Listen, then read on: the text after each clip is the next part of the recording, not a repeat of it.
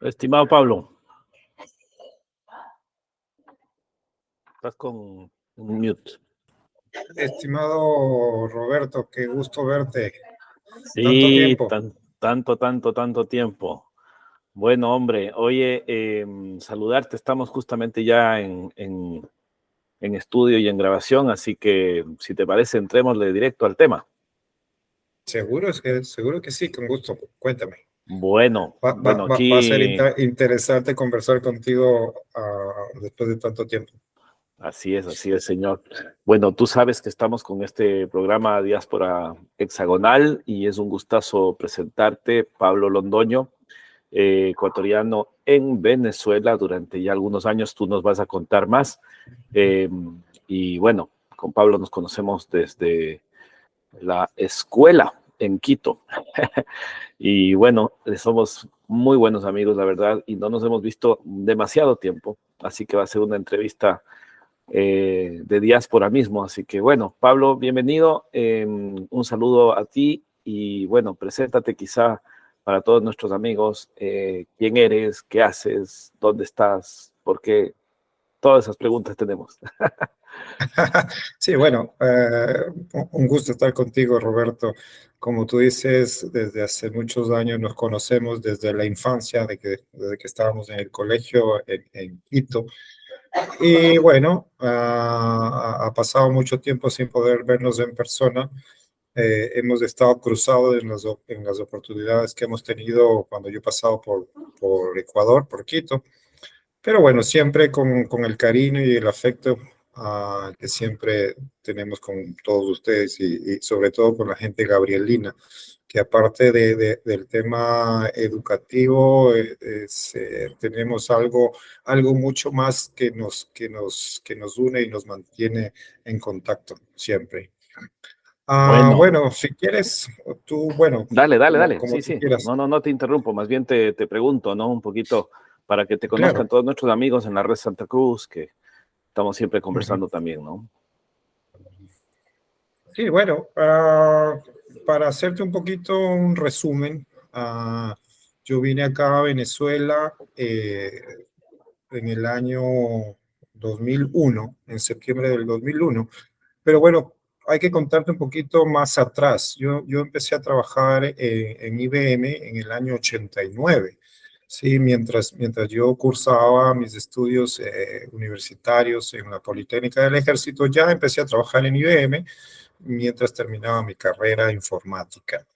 Entonces, para no alargar mucho el cuento, porque he hecho millones de cosas, tuve una excelente escuela en IBM, donde hice muchísimas actividades a nivel informático, a nivel administrativo, a nivel logístico. En ese momento, en el año 2000, ya se presentó una oportunidad de venir a trabajar acá, a apoyar a la gente en el área de comercio exterior que manejaba la operación aquí en Venezuela.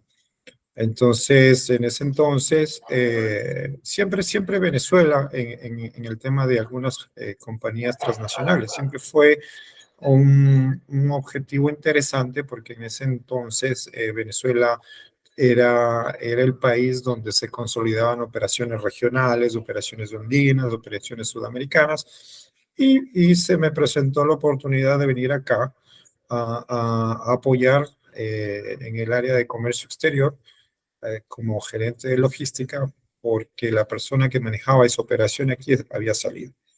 Entonces vine acá supuestamente por 6 meses a, a- a poner un poco de orden en la operación, porque en ese entonces ya empezaba aquí en Venezuela a funcionar un tema, yo no sé si tú conoces bien el tema del control cambiario que había aquí en Por Venezuela hasta hace supuesto. algunos años, y Ujú. ese control cambiario era un proceso complejo. Te digo, tenemos varios tópicos con los que podemos conversar extendido, pero ese era un tópico complejo. Yo vine para arrancar ese proceso acá en IBM y bueno, los 6 meses se convirtieron en años y los años, estoy aquí desde el 2001. Entonces, Bueno, ah, buenísimo. Ya nos vas a ir contando más detalles, ¿no? La verdad es que claro que vamos a sí. ir un poquito interactuando para irte conociendo mejor, pero a ver, yo me acuerdo que tú eras siempre bueno para las matemáticas en el querido Colegio San Gabriel de los Jesuitas en Quito. Correcto. Y bueno, y tú y yo fuimos compañeros además en la escuela, en el Borja 3, y tuvimos un paseo a Galápagos, ¿no? Así es, Con así todos es. los amigos de tantos años. Y mira cómo es la vida, ¿no? Cómo pasan los años, uno ya en el tiempo de la universidad mismo y luego con los posgrados y los viajes y el trabajo y la migración tuya hacia Venezuela o la mía hacia Chile, etcétera, etcétera, se va Ujú. perdiendo el contacto, ¿no? Pero bueno, la tecnología que tú, digamos, la tienes como tu profesión, ha ido cambiando esas cosas y podemos hacer estos programas. Ahora, un poquito cuéntanos sobre qué estás haciendo ahora. Bueno, te cuento un poco para que tengas una figura. Yo, cuando vine acá, trabajé en IBM y como parte de trabajar para una corporación de esa magnitud, uno llega un momento en el que te acoges a ciertos lineamientos que dan. Entonces, en el año, si no me equivoco, en el año 2005 más o menos, IBM vendió toda la línea de computadoras personales a nivel mundial a esta empresa china que es Lenovo, la marca Lenovo. Uh -huh. Entonces, dentro de ese movimiento internacional, yo fui parte del grupo que fue transferido como IBM para que vaya a operar en Lenovo. Entonces, a nivel mundial se hizo esa división. Yo pasé a trabajar con la gente de Lenovo desde esa época para arrancar la operación de Lenovo en todos los países de Latinoamérica, incluido Venezuela en este caso. O sea, arrancamos la operación de Lenovo acá ¿Qué año era esto, y Pablo? en el año 2005. Sí, 2005. y yo estuve con la gente de Lenovo trabajando hasta el año 2015, más o menos, 2014, donde yo ya decidí salir de un poco del ámbito corporativo y dedicarme a negocios personales que hice con mi esposa, negocios totalmente fuera del ámbito tecnológico, ¿sí? Y con eso estuvimos trabajando más o menos hasta el año 2018, 2017, ¿sí? Cuando bueno, ese es otro tema que podemos conversar de Uh todas -huh. las cosas que han pasado en Venezuela, Claro, porque en esa época, en el año 2017, fue unos años muy turbulentos con el tema económico, el tema que se dio aquí por distintas razones sociopolíticas, económicas complejas. Y bueno, yo tuve la oportunidad de volver para Ecuador. Estuve trabajando, ayudando a mi hermano en un proyecto que tuvo en Guayaquil en el año 2018 y estuve con ese proyecto. Pasamos la pandemia allá. Luego, por temas personales, básicamente, viste que el tema de la pandemia trastocó, por lo menos todo. personalmente, trastocó todos los puntos de vista, los enfoques, y decidimos regresar a Venezuela. Ese también es otro tema que la gente dice, mira, pero ¿por qué se regresan si Venezuela está complicada? Pero te digo, hablar de Venezuela es un tema interesante porque hay muchas aristas, ¿sí? A Claro, veces la gente desde fuera no llega a entender la magnitud de las cosas que han pasado, la magnitud de las sin duda. cosas que siguen pasando. Y bueno, regresé y ahora estoy nuevamente me involucré a trabajar con unos amigos que conocí desde hace tiempo aquí en Venezuela en el tema informático, pero ya en un modo más, no como empleado, sino Ya. como socio Uh -huh. y sacando adelante ¿Qué un año te proyecto. regresaste a Venezuela? Yo me regresé a Venezuela exactamente en finales del año 2000, perdón, de 2020. 2020. Ya. Ok. Sí, Claro, yo sabía que tú habías regresado a Ecuador, pero yo estaba acá y no coincidimos, como tú bien dices, en las reuniones de sí, sí, exalumnos ni sí. nada de eso, ¿no? Pero bueno, a ver, interesante justo los dos puntos que tú dejas un poquito al margen para seguir la conversación. El uno, el de Venezuela, que yo quisiera que lo topemos más adelante, pero un poquito también el tema del emprendimiento, ¿no? Que es algo que más allá de cualquier país donde uno esté, siempre es un reto, ¿no? Entonces, obviamente, estos últimos años de emprendimiento tuyos, ¿cómo te ha ido más allá de las dificultades país? Hablemos un poco del emprendimiento del ecuatoriano que forma red eh, y que casi como que vuelve a iniciar en otra línea, obviamente cada uno con sus ahorros, sus capacidades, sus conocimientos, pero cada uno igual tiene los retos, ¿no? Claro, ahora te explico algo interesante que te digo. Hay mucho que conversar sobre lo que ha pasado y lo que sigue viviendo Venezuela.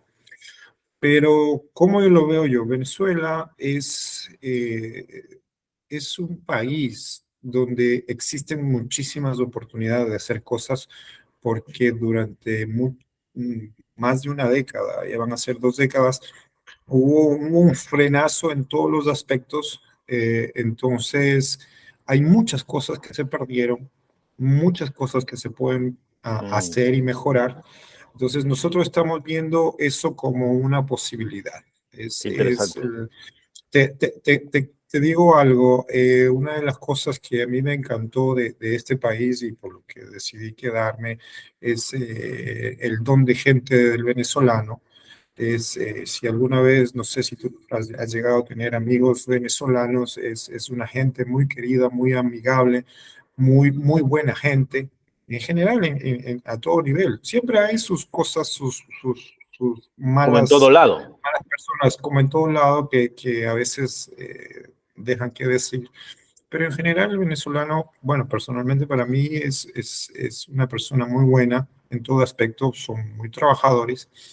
Y te digo, nosotros los que hemos tomado la decisión de quedarnos acá, vemos, y sobre todo con el grupo que estoy trabajando, vemos que aquí hay un margen de oportunidad muy grande porque hay muchísimas cosas que hacer.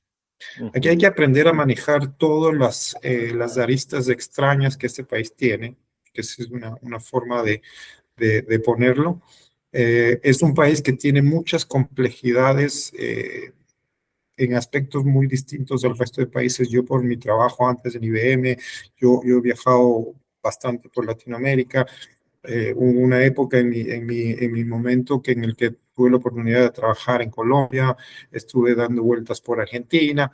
Entonces, te digo, cada país tiene su forma de llevar la vida, la sociedad, la economía, y cada país tiene sus cosas complejas. Y ujú, Venezuela es un país que tiene cosas complejas, y esa misma complejidad te vuelve a ser muy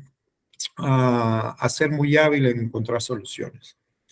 ujú. Entonces te digo, acá yo veo que hay a este momento, ya si quieres conversar un poquito del tema monetario aquí, porque Venezuela es un país que se dolarizó de facto, Claro. y esto está dando un giro interesante porque aquí se están abriendo muchas oportunidades. Hay mucha gente que ha regresado, mucho capital que está regresando, mucha gente que salió y que vio que la cosa, si bien afuera todo parece color de rosa, a veces no lo es, y mucha gente está regresando. Y aquí hay mucho que hacer. O sea, si tú me dices, mira, Ujú, ¿en qué ámbitos se puede hacer negocio en Venezuela? Yo te puedo decir en todos los ámbitos. Hay que aprender a manejar, hay que correr riesgos, hay que hacer las cosas con los pies en la tierra, pero hay muchísimo que se puede hacer acá.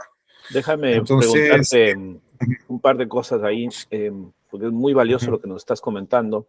A la luz de lo que uno también conversa con los venezolanos que están en Ecuador o acá en Chile, ¿no? Que tienen su ujú, historia y uno siempre va conversando y tiene amigos y tiene gente que también va conociendo en el camino. Eh, Uno de los temas que conversaba yo con un chico joven que me ayudó justamente con el lanzamiento de la plataforma de ADN, un chico ujú, excepcional. Eh, Él me decía que un poquito ellos habían venido porque él tenía familia chilena por el lado de su madre, que ya ves que hubo una migración chilena muy fuerte en Venezuela en los años de ujú. hace 50 años, ¿no? Y todavía hay una comunidad Correcto, muy ligada, lo correcto. mismo que hay una comunidad ecuatoriana también, ¿no? Grande de los tiempos de la Venezuela saudita, como se le llama. Pero él me Ujú. decía que un poco se vinieron por el tema de seguridad. ¿Cómo está ese tema? Mira, como te digo, es que hay un antes y un después. Ujú, Yo te diría, hay un antes y un después desde el año 2014 hacia atrás. Incluso antes siempre Venezuela era un país complicado en temas de seguridad. Pero quiero comentarte algo. O sea, yo tengo un punto de vista muy pragmático porque yo te digo, mira, yo sufrí en carne propia acontecimientos en Ecuador, cuando yo trabajaba en Ecuador allá, muy complicados en tema de seguridad. Eh, Tengo gente, amigos en Ecuador que han sufrido secuestros, han sufrido asaltos, han sufrido muchas cosas.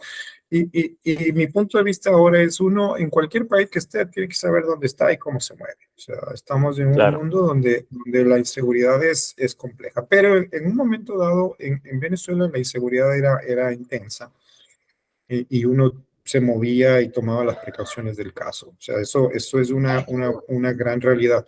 Ahora, después que te digo, desde los años 2015, la locura que empezó en esa época con la escasez y la migración masiva que salió de acá, y después de la pandemia, ahora que yo he regresado acá a Venezuela, estoy sorprendido y no me deja de sorprender porque ese nivel de inseguridad ha disminuido mucho. Y espero que la gente ujú, no critique mis comentarios, pero eso es por lo menos lo que yo vivo.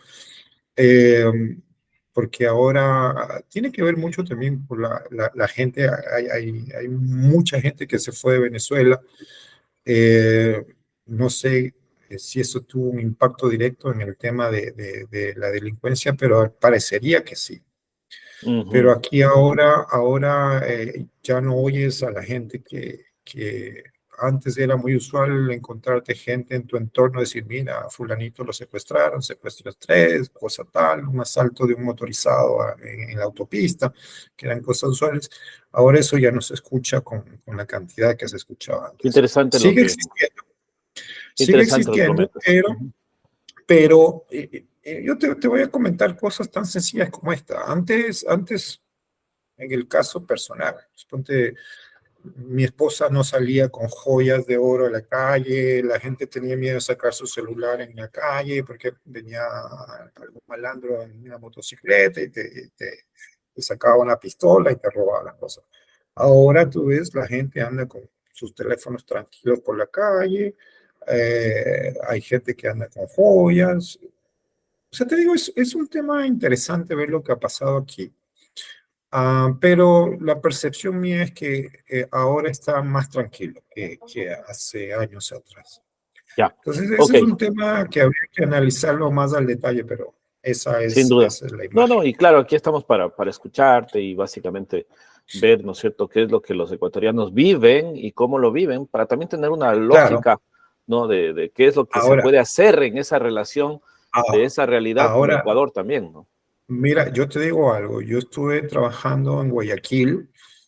Y te digo, a mí me ha sorprendido el nivel de delincuencia que hay en Ecuador ahora y lo que escucho, lo que yo vi allá, se ha puesto intenso. Y también yo tengo mi punto de vista sobre las causas que puede ser eso. Y hay muchas incógnitas y muchos puntos de vista, pero el nivel de delincuencia allá en Ecuador sin duda ha subido mucho. La Sí, yo, delincuencia organizada, los carteles de droga, todo ese tipo de cosas está afectando mucho sí, el sí, vivir sí, del creo que ecuatoriano. es un tema bien complejo, ¿no? Yo estuve en Ecuador un par de meses, sí, realmente estuve desde el 30 de marzo hasta el 15 de mayo, mes y medio, digamos. Y estuve trabajando un proyecto justamente allá y contratamos a una persona de seguridad que nos guíe, que teníamos que ver temas de dónde hacer el proyecto. Y la recomendación fue quédese en Quito, porque finalmente Quito no es que es el paraíso de la seguridad en general, pero es un lugar donde tú, bajo las reglas normales y tradicionales, puedes circular en zonas bastante específicas, ¿no? Entonces, y creo que es una muy buena parte de la ciudad. Pero, como yo les decía, empresarios muy potentes de Guayaquil el otro día, qué pena que no pudimos ir para allá, porque realmente lo que tú dices, ¿no? Pasa mucho y efectivamente en la costa hay indicios trabajados con gente de seguridad, de la policía incluso, que tienen que ver con estos problemas de inseguridad, ¿no? Yo, la verdad es que tú sabes que he tomado este paso adelante hacia el tema político, que nunca hablamos de temas políticos contigo en el colegio, ¿no? Pero Ujú. siempre yo tenía mi grupo más cercano con el que sí nos metíamos en el tema político a conversar a diario, porque sus papás eran políticos, mis papás también, etcétera. Entonces era como mi grupo y obviamente con los demás, con el tiempo hemos ido conversando, pero ahora yo decidí dar un paso adelante porque me parece que en este punto eh, hay que hacer lo que nosotros aprendimos, ¿no? En el colegio, esto de ser más para servir mejor, ¿no? Correcto. Y entrar un poquito a una lógica que con los compañeros del colegio en los años 2014, 2015, que había la crisis tremenda que tenía el Ecuador en esos años, el Suco Rivas, ¿no? Nuestro rector histórico, te acordarás, en una misa de exalumnos del San Gabriel, nos pegó, como decimos en Ecuador, una carajeada a todos, ¿no? Un 20 de abril ahí en la misa y nos dijo, ¿qué están haciendo ustedes? ¿Ya? Han sido formados para hacer algo. Me acuerdo que con algunos compañeros nos sentamos y armamos ADN. Y Ujú. ADN un poco pensó que el paso adelante era siempre un paso a tomar liderazgo en el tema político, pero estuvimos 2 años, ¿no? 2015, 2016 trabajando eso, y mi paso fue trabajar el tema técnico desde afuera, y ahora que se dio esta muerte cruzada fue como un despertar y decir, bueno, si me invitan esta vez ahora sí a tomar un paso político, lo voy a dar. Y eso es lo que estoy haciendo, ¿no? Y obviamente como este paso Claro. es para ser asambleísta por los ecuatorianos en la diáspora, en América Ujú. Latina, Caribe y África, lo primero que uno tiene que hacer es escuchar. Y eso es lo que estamos Claro. haciendo en estos programas y en estas entrevistas, ¿no? Entonces, tan valioso lo que tú nos dices porque ahí viene la Claro. pregunta de rigor. O sea, ¿qué es lo que se puede hacer para mejorar esa posición de, qué es lo que yo he pensado, ¿no? De producto Mira, nacional, neto, no solo producto interno bruto, con Ecuador desde claro. afuera y hacia afuera desde Ecuador. Mira, tengo ahí un punto de vista personal interesante que con la gente que siempre hablo y trato de dar mi apreciación es, la primera es entender lo que ocurre en cada país. Es súper complejo cuando estás desde fuera. Cuando pasaron cosas complejas, muy complejas, que aún siguen pasando en Venezuela, a veces uno piensa que la gente de fuera las entiende con el poco de información que llega y eso es una falsedad. Por ejemplo, decir yo entender 100% lo que ocurre en Chile es absurdo. No tengo idea, salvo alguna poca noticia. O sea, a pesar de la globalización que existe, la percepción que la gente de fuera tiene de cada país es mínima. Mucha gente no tiene idea de cómo funcionan las cosas aquí en Venezuela, cómo han pasado, lo complejo que ha sido. Y cuando tú hablas con ellos, te das cuenta que no tienen la menor idea de lo que ocurre a pesar de todo el boom y todo el boom noticioso que supuestamente existe. Pero te digo, es muy difícil. Preguntar a alguien qué ocurre en Nicaragua es complejo porque lo poco que ves es muy poquito. Preguntar a alguien qué ocurre en Guatemala es lo mismo. Entonces, mientras más se puedan hacer estos contactos directos, uno puede tener un poquito más de la mano lo que realmente ocurre. Y llegar a entender lo que pasa en cada país siempre se está volviendo más complejo a pesar de la cantidad de información que hay, Claro, pero siempre hay que tratar de tener una fuente, un origen de la fuente del país. Ahora, claro, lo que tú dices, ¿qué se puede hacer? Bueno, lo que yo he adoptado desde hace muchos años es siempre en el ámbito que uno le compete, en la industria que estés, en el área de tecnología, comercio, agricultura, petróleo, hacer lo mejor que puedes enfocado en tus principios, ¿sí? Y creo que esa es la manera, o sea, trabajar en nuestro nicho en lo mejor que se pueda, porque incluso a veces es complejo tratar de entrar en otros nichos, pero mientras cada uno de nosotros haga el mejor trabajo y con las mejores intenciones, las cosas pueden ir mejorando. Y qué mejor si empezamos a consolidar conocimientos y tenemos las mismas intenciones en distintos ámbitos con distinta gente en distintos países. Ujú. Claro que sí. Bueno, yo te cuento que la lista que se estructuró desde el Partido Social Cristiano, que créeme que ha sido también una tremenda discusión con nuestros amigos de Quito, no solamente compañeros de colegio o de universidad, sino amigos, red, familia. Tú sabes que el Partido Social Cristiano tiene desafíos también, ¿no? Y ahora incluso perdió las elecciones en Guayaquil. Entonces es como que es un partido que está bastante venido a menos y además hay una serie de críticas que directamente atañen al tema valórico del partido y otros elementos. Entonces, obviamente, no era una decisión fácil tomar una opción de ir como independiente bajo el auspicio del Partido Social Cristiano, pero Claro. a ver, en mi perspectiva yo lo he conversado en redes y con los amigos que importan también, es que, bueno, mi viejo fue uno de los fundadores de ese partido, hicieron campaña con Camilo Ponce y desde el balcón de mi abuelo se hicieron, digamos, muchos discursos con los que ganó la presidencia Camilo y con los cuales después mi viejo fue alcalde en su pueblo, ¿no? Entonces, hay una ligazón familiar desde el ADN mismo con ese tema y siempre ha habido una tradición familiar en el tema social y en el tema cristiano. Entonces, es como que no inventarse la rueda, ¿no? Es como tú un poquito en tu diáspora de ida y vuelta, ¿no es cierto? Te regresas a Venezuela, que puede estar en una tremenda crisis, pero finalmente hay espacios donde puedes actuar y es casi el mismo símil, ¿no? Entonces, no porque esté mal, todo es malo, ¿ya? Y además, no porque esté mal y haya cosas malas, no puede estar bien y tener cosas muy buenas. Entonces, las oportunidades, ¿no? Que se pueden dar desde un partido o un país que está muy abajo, siempre, como tú bien dices también, son unas posibilidades de reconstruir, ¿no? Y uno puede hacer mucho en espacios que están abiertos para la reconstrucción. Yo pienso en eso en la política, ¿no? Y justamente recuerdo este llamado de atención de nuestro rector, que qué están haciendo. Porque claro, es más fácil decir, mira, hay una crisis, no te metas, te vas a quemar, ahí hay porquerías o ahí hay cosas feas, o además cualquier cosa, ¿no?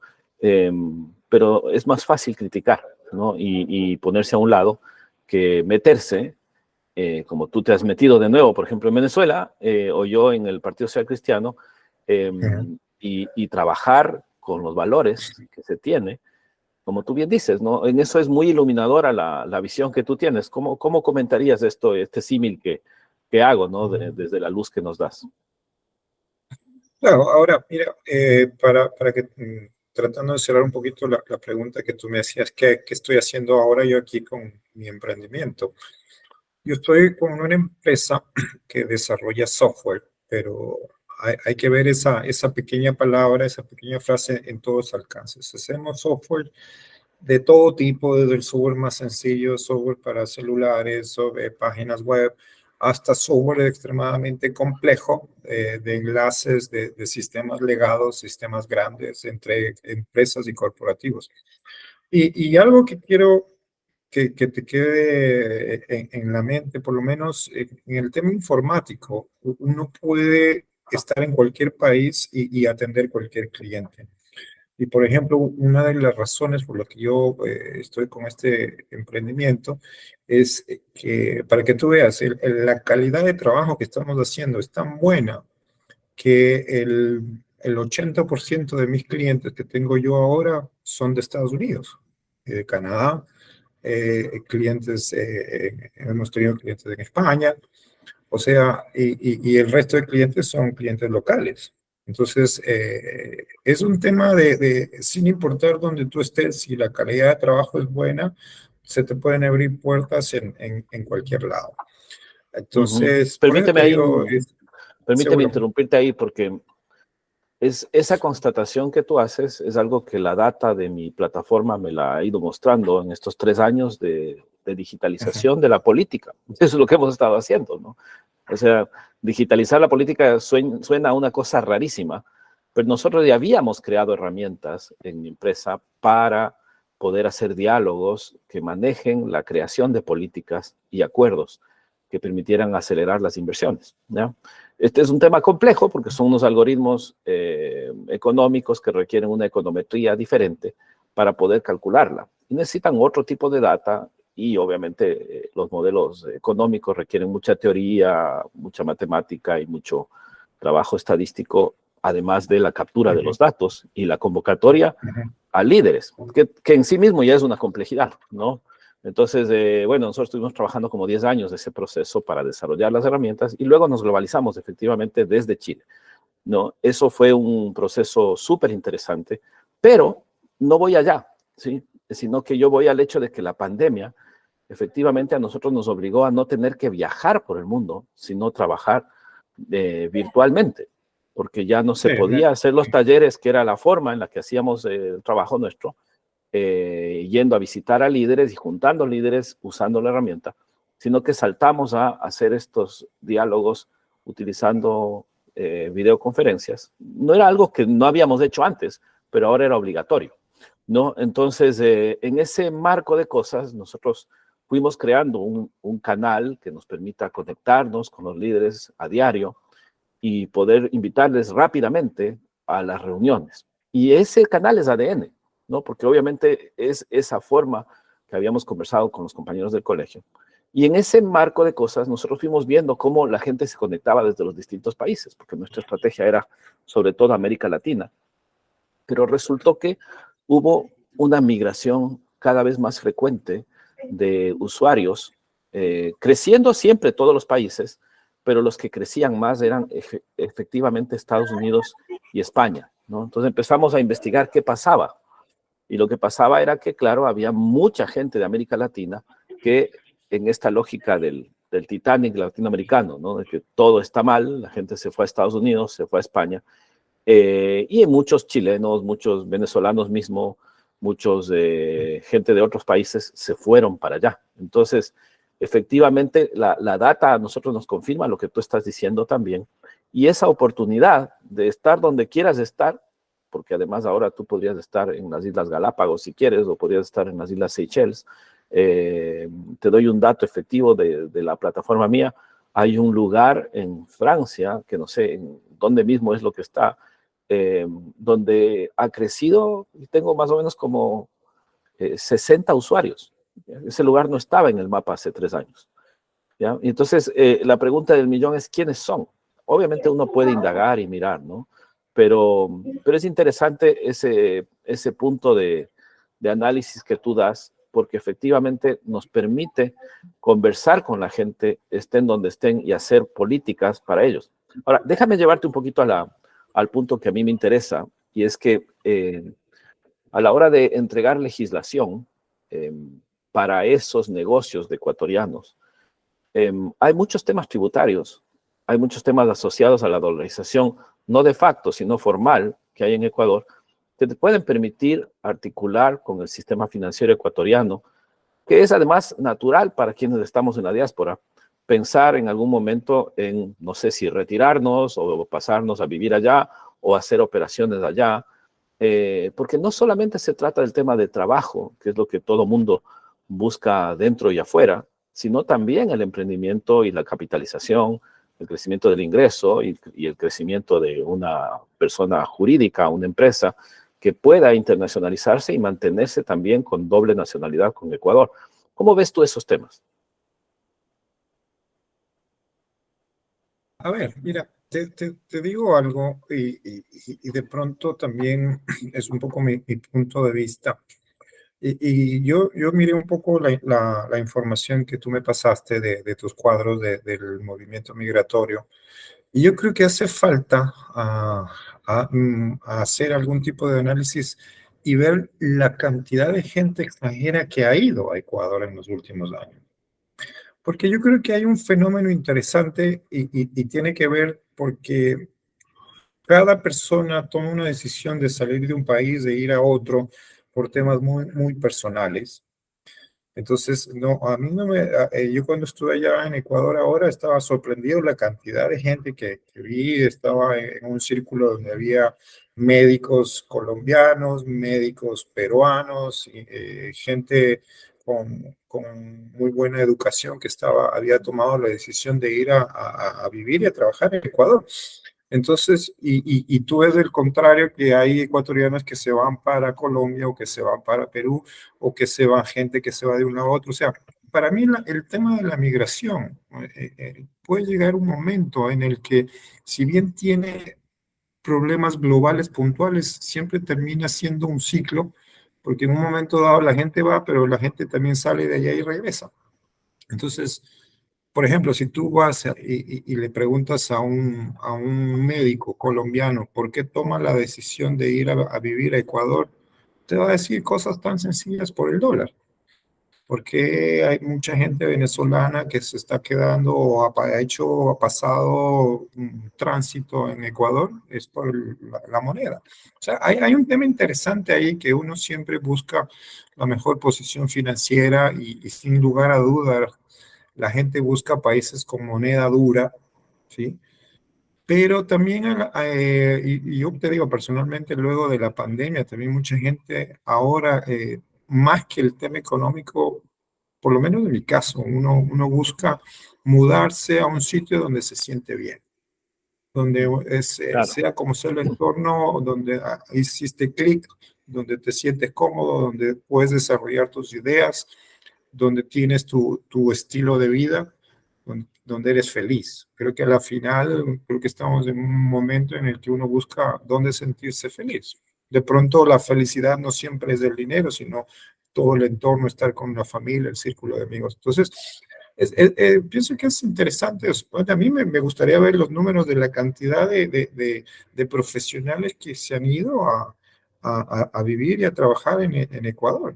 sin Yo allá duda. tenía un círculo, yo allá tenía un círculo de amigos en Guayaquil que eran médicos venezolanos muy buenos, que por temas vieron que la oportunidad de vivir allá y se fueron inicialmente por a ver cómo va la cosa, y han tomado la decisión de quedarse. Entonces Sí, te digo, yo ese tengo tema en esa perspectiva una visión muy de Ujú, movilidad, ¿no es cierto?, de recursos, que va un poco con la filosofía liberal de la economía, que es un poco con la que yo comulgo desde los primeros años de la universidad y desde el colegio mismo, ¿no?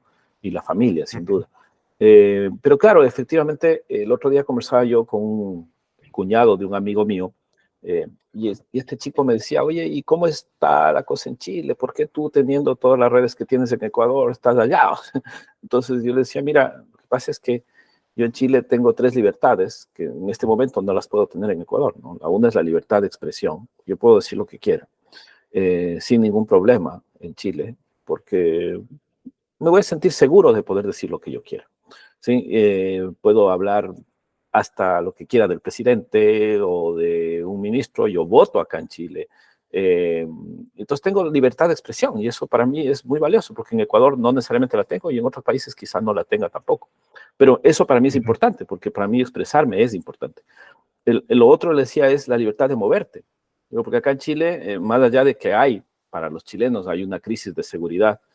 Obviamente, cuando uno es ecuatoriano, cuando has vivido en otros países de donde finalmente sabes que hay que cuidarse un poquito más, tú sientes que acá finalmente estás muy seguro como para poder usar transporte público, andar a pie, salir muy tarde en la noche y no te pasa realmente nada, y tú te sientes seguro, y con tu familia también. Entonces, ujú, eso es valioso, ¿no? Y la otra libertad que yo le decía, es la libertad de emprender, ¿no? Porque finalmente acá la carga tributaria no es tan alta, el Estado no es tan omnipresente en todos los permisos y en todas las cargas administrativas, que no son solamente las tributarias, ¿no? Y obviamente no tienes que estar ahí enchufándote con nadie, porque puedes finalmente trabajar eh, libremente, ¿sí? Y emprender económicamente libre, ¿no? Entonces decía: mira, para mí eso es muy valioso y esa es mi opción. Pero claro, esas son mis opciones personales.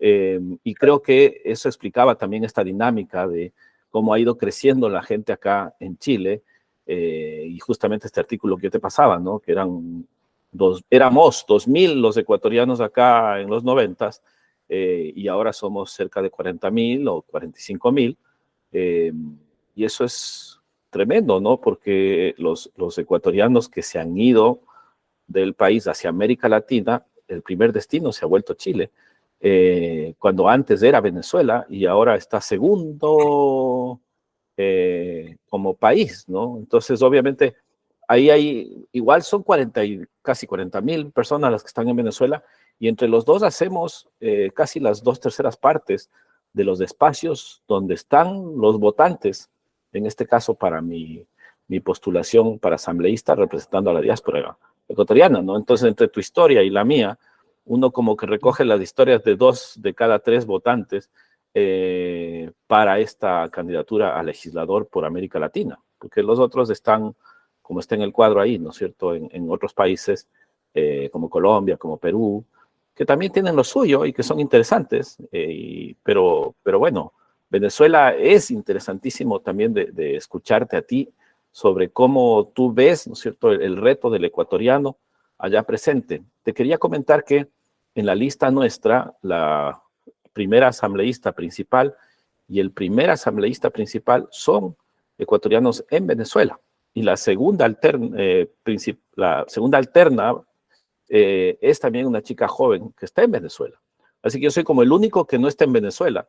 Y esto porque finalmente, conversando con Jaime Nebot el otro día en una de estas reuniones de partido y de asamblea, yo le decía, oigan, pero ¿por qué tanta presencia en la lista de venezolanos? Porque yo obviamente fui invitado y muchas gracias, ¿cierto? Y feliz de estar ahí, pero no me di cuenta sino hasta después, que no es que había gente de Colombia, de Perú, de México, ¿no? 3 personas de Venezuela y uno en Chile, ¿no? Entonces, es interesante, y él me decía, bueno, lo que pasa es que en Venezuela siempre ha habido la mayor cantidad de ecuatorianos, ¿no? Entonces, claro, ahí fue que me entró la duda y me puse a investigar y finalmente ahora publiqué ese artículo, y también eso ha servido para pasarle a la gente del Partido Social Cristiano datos más actualizados, ¿no? De que efectivamente hasta hace 5 años sí, Venezuela era el primer destino para los ecuatorianos en América Latina, pero ahora es Chile, ¿no? Entonces es interesantísima esta entrevista contigo porque nos permite ver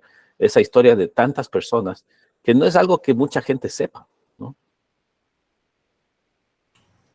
Así es, no, interesante lo que tú me dices, Roberto. Ahí te digo, ah, eh, y, y como te comentaba, hablar de lo que es Venezuela, lo que ha vivido, tendríamos muchas horas para hablar de temas específicos. Sin embargo, ahora lo que tú comentas de los ecuatorianos de acá, por ejemplo, una idea que te digo, ahora tú que estás con esta iniciativa de entrar de lleno en el tema de política, por ejemplo, sería fenomenal que para los ecuatorianos que vivimos fuera existieran convenios como los que existe entre países para el tema de jubilaciones. Algo que tú me decías, ¿por qué la gente se jubila, quiere regresar a Ecuador? ¿Por qué no un ecuatoriano que ha aportado muchos años, que ya tiene derecho de jubilarse en Ecuador, no puede gozar de esa jubilación en otro país? Porque no Claro, existe esos acuerdos entre gobiernos. Yo te hago el caso, Venezuela es un país que fue creado y hecho muchísimo, aparte de la migración europea, después de la Segunda Guerra Mundial. Aquí casi todo el mundo, cuando tú estás aquí, hay descendientes de italianos, franceses, de españoles, portugueses, y eso hace interesante toda la gama de gente que vive en Venezuela.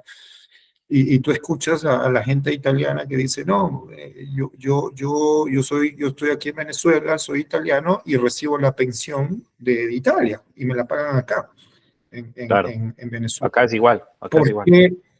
Claro, porque, por ejemplo, te voy a poner mi caso. Yo ya tengo, yo hice todos los aportes necesarios en el Seguro Social en su momento en Ecuador y yo ya podría jubilarme en Ecuador. ¿Por qué no puedo recibir la pensión de jubilación mía aquí en Venezuela?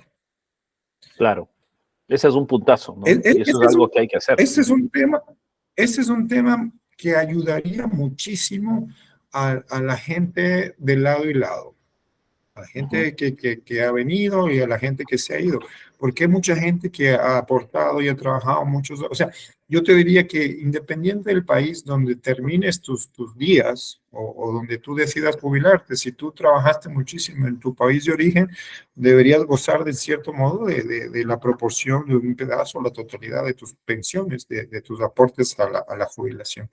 Yo te dejo ahí esa Claro, idea, este es un temazo que porque, si tú la planteas vas a ganarte muchísimos votos. bueno, ahí está. Para eso estamos también en estas entrevistas, para saber qué es lo que se necesita Claro, y obviamente trabajar por ello, ¿no? claro. Porque mi caso es Sí, especial, porque yo voy de primer alterno.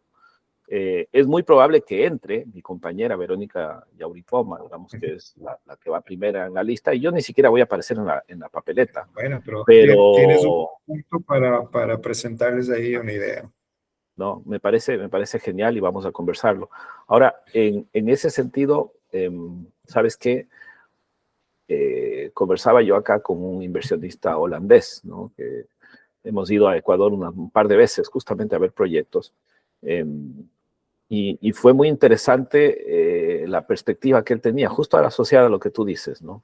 La familia de él se retira, entonces la idea era construir un senior suite, ¿no? De estos espacios donde se retiran las personas Ujú, europeas, que tú ujú, sabes que en Ecuador hay un mini boom de eso.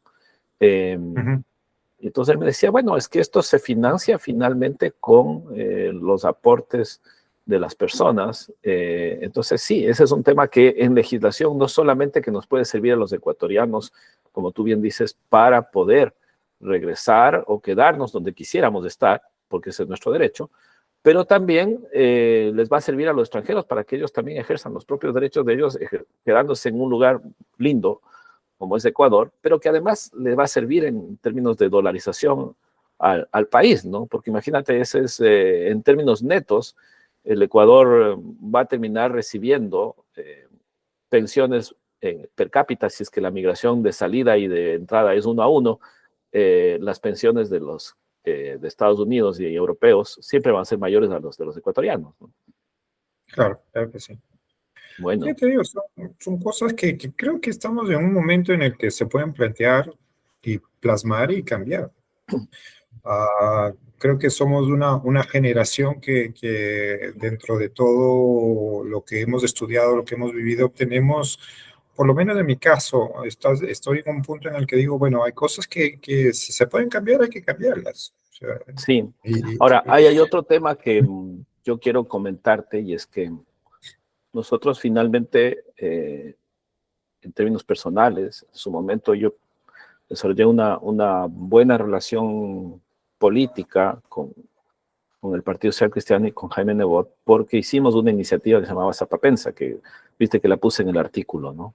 Y eso es importante porque en su momento nosotros veíamos que el Ecuador tenía esta riqueza natural y necesitábamos que los distintos líderes de los varios partidos se pusieran de acuerdo en que esa era una perspectiva de país, ¿no? Porque siempre hemos tenido esta perspectiva petrolera, y viste que yo topo en ese artículo el tema petrolero, pero claro, en Ecuador en este momento hay una consulta sobre esos temas y se necesita una cohesión de los distintos países para tomar decisiones. Entonces, me parece a mí que más allá del tema de la derecha, del centro, o de la izquierda, o de un partido u otro, un rol que uno puede jugar desde esta perspectiva de representante más bien técnico, ¿no? Porque soy alterno en el Congreso, que no voy a estar en la legislación del día a día, sino que voy a estar trabajando en un equipo y que puedo ir llevando cosas un poco más procesadas, es efectivamente poder trabajar líneas técnicas que generen acuerdos no solamente entre distintos partidos, sino entre distintos países, ¿no? Y eso me parece a mí súper valioso porque nos permite encontrar estas soluciones que de otra manera no habría quien se haga cargo, porque esas coordinaciones no existen. Y estás directamente en el espacio donde ese tema tiene que pasar, porque en el Estado solamente se puede hacer lo que la ley manda, prohíbe o permite, y esas leyes se hacen en el Congreso, ¿no? Entonces, tener esta voz un poco de puentes a crear entre partidos y puentes a crear entre países y hacerlo desde lo técnico, a mí me pareció que era justamente un caramelo, ¿no es cierto?, difícil de negarse, y era una buena razón como para dar un paso y cumplir la lógica de ADN y cumplir la lógica de nuestro buen rector y querido amiguísimo de los tiempos del andinismo en el San Gabriel, el Suco Rivas, nos planteó, ¿no? Sí, completamente de acuerdo, Roberto. Hay que aprovechar el momento y hacer lo que se puede hacer para sacar adelante las ideas con las que uno está afín, ¿no? Uno está Perfecto. afín. Bueno, Ahora, ¿algún mensaje mira, final que quieras dar, mi querido Pablo, en el sentido de bueno, ideas o... mira, mensajes finales, en lo que te comentaba un momento, hay que seguir dialogando, conversando para entender las cosas que ocurren aquí y allá. Estamos en un momento en el que hay tantas cosas, y yo siempre, de pronto a veces la gente me dice, mira, tú eres demasiado optimista, y yo digo, sí, porque siempre hay cosas que mejorar. Yo a veces cuando voy para Ecuador o escucho que la gente se queja, que todo está mal, y yo le digo, mira, ¿con quién te comparas? Sí, entonces ahí me queda mirando, ¿cómo que con quién me comparo? Claro, porque si te comparas con Suiza, con Holanda, con Finlandia, hay cosas complejas, mucho mejor allá, pero si te comparas con otros países que no tienen tanto, tú estás mucho mejor. O sea, yo creo que a veces uno peca de ser muy quejón, dependiendo con quién se compara. Y muchas veces la gente también se queja dependiendo de con quién está, ¿no? Porque en la familia son más bien sí. impulsadores, pero entre los amigos son quejones, ¿no? Sí, sí, entonces, por eso te digo, es un momento de entender, algo que también he aprendido mucho es, tienes que ser muy abierto para escuchar bien todos los puntos de vista y entender, porque a veces la mayoría de los problemas son temas de mala comunicación a nivel Sí. empresarial, a nivel personal, a nivel familiar. Resulta que todo el mundo quiere lo mismo, pero lo expresa de distinta manera y eso crea conflicto. ¿Sí? Y bueno, te digo, ahora más que nunca hay que poner el hombro entre todos para tratar de llegar a un final, que creo que es el final común de todos, de tener una sociedad feliz, una sociedad de la gente donde esté contenta, No sabes donde lo se sienta grato, realizada.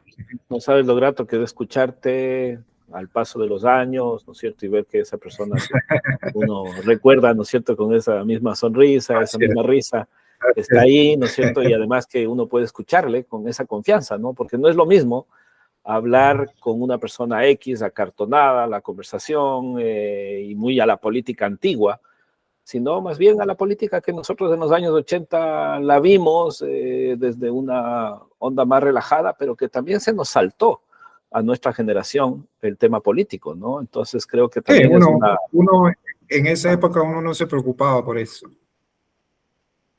Claro, no, uno no No, estaba en eso, y después cuando ya era nuestra edad, ya la política se nos saltó a nosotros y vinieron los millennials y se tomaron todos los espacios en todo lado, no es una cosa de Ecuador. Pero creo que la pandemia también un poco como que ha rebotado y nos tira a nosotros, a los que tenemos 50 y algo, a decir, oye, ustedes tienen algunas cositas interesantes que aportar porque vivieron en los tiempos universitarios la caída del muro de Berlín, porque vieron algunas cosas que eran antiguas en medio de la universidad, ¿no? El tema de la Guerra Fría, la vimos, es cuando estábamos en la universidad, y la posguerra fría también la vimos en el medio de la universidad. Y obviamente que eso también nos cambió los panoramas y cuando salimos, etcétera. Entonces somos una generación que tiene mucho que aportar, creo yo, ¿no? así es, completamente de acuerdo, mi querido Roberto. Bueno, oye, una cosa más personal te voy a pedir como para hacer, porque nos quedan unos 4 minutitos como para ver el tema. En el tema familiar, digamos, tú, y en el tema del empleo, no tuyo, ¿no? Sino de los ecuatorianos.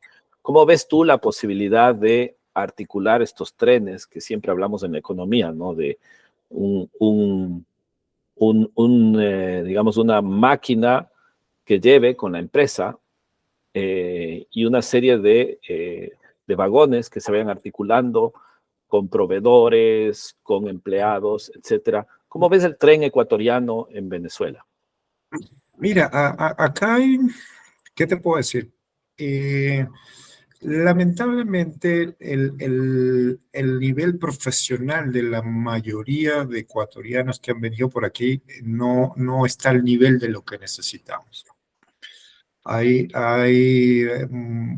la poca gente con un buen nivel, son pocos, somos pocos, pero el resto de gente, yo te digo, de lo que conozco y lo que he podido ver, en su mayoría, en un momento dado, vino mucha gente de la costa ecuatoriana, vino para Venezuela y viven de negocios. Aquí es la gente que se dedicaba mucho al comercio, a negocios pequeños que como en todos lados se mueven. Entonces te digo, mientras, por lo menos en mi ámbito donde yo esté, por lo menos si conseguimos gente que tenga el nivel adecuado para desempeñar las funciones, no miramos la nacionalidad y qué mejor si puede ser un ecuatoriano el que pueda apoyar. Mira, para que tú tengas una idea, y sin querer ahondar mucho, eh, por la internacionalidad de mi negocio ahorita, yo contrato desarrolladores de este momento, estoy contratando varios desarrolladores que están en Bolivia Ujú. porque es gente buena, gente que trabaja y que el tema salarial es interesante de manejar. He intentado trabajar con gente ecuatoriana, pero en el tema de desarrolladores también hay gente muy buena, empresas muy buenas, pero la competencia salarial es más compleja. ¿Sí me entiendes? Te En un entiendo. momento dado trabajábamos con desarrolladores argentinos, tuvimos un par de desarrolladores españoles. O sea, te digo, mientras se pueda dar y se cumplan todas las condiciones, encantado de la vida, uno ayuda en todos los ámbitos que se pueda Claro, a la línea ecuatoriana. Sí. sí, y un poco te planteaba esto justamente porque tú tienes esta virtud del tema informático. Mira que acá en Chile, una forma de ligar el tren con la que se dio el gran consenso de la concertación después de los años, ¿no es cierto?, de régimen militar, fue la inversión en educación. Entonces, el capital humano acá, ¿no es cierto?, está a un nivel promedio de los países de la OECD, ¿no? Digamos, los países más ricos del planeta, está como en la media. Chile no le está yendo tan bien últimamente como estaba antes, pero igual con respecto a América Latina está bastante por sobre. Entonces, claro, acá hay muchos ecuatorianos que han venido también por ese tema, ¿no? Por el tema de la educación. Y ese es finalmente un mecanismo con el que tú puedes tener una superación real con respecto a la educación que tienes en Ecuador, ¿no? O sea, toma en cuenta que, por ejemplo, la Universidad Católica de acá de Chile es la top 1 de América Latina y está entrando en el 102 a nivel mundial. O sea, no hay ninguna universidad latinoamericana que esté en el top 100 mundial. La más alta es la Católica, acá en Chile. Y hay mucha gente que sueña, digamos, con entrar a esa universidad y hay chicos ecuatorianos que están ahí. Entonces, ese es como un buen canal de integración, ¿no? Porque, como tú bien dices, estás contratando en Venezuela, en Bolivia, pero también puedes contratar en Chile. Entonces, esas son las cosas que uno también puede hacer y hacer negocios, ¿no? Contigo, con otra gente que está en Colombia, en Perú. Y ese es un poquito el objetivo de la Red Santa Cruz, ¿no? Entonces, creo que vamos a conversar mucho más sobre eso porque en Encantado de la cada vida, Roberto. empresa siempre se puede generar opciones de estos trenes e ir Hay que integrando hacer esto. esa sinergia. Ujú. Así es. Bueno, mi querido Pablo, oye, te agradezco muchísimo el tiempo. Nos hemos tomado esta horita que habíamos programado y ha sido realmente un placer. Te dejo para que te despidas de todos y te mando un abrazo fuertísimo. Igualmente, muy feliz y muy alegre de haber compartido con ustedes este momento. Y bueno, el mensaje final es, siempre hay algo que mejorar y solo hay que encontrar la manera de hacerlo, muchachos. Un gran Muy abrazo, bien. Roberto. Esperemos en algún momento vernos en persona.